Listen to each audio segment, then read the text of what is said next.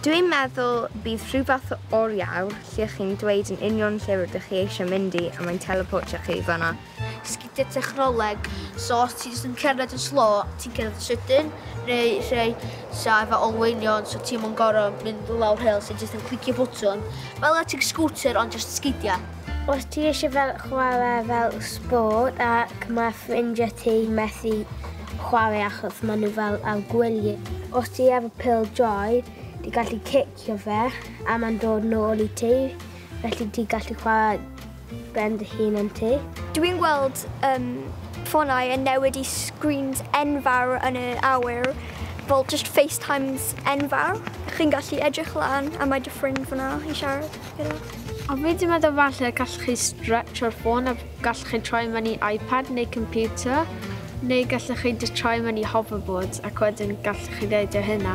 Ffownten sydd. A chi'n gallu newid fflafr y sydd, a chi jyst yn gallu llenwi lan y cwpanau. Bydd hynna'n neis.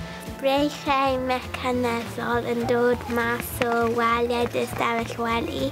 Roedd y breichau'n gallu taclus o dy stafell wely a gallu fe troi off yng ngolau pan dwi eisiau mynd I gysgu.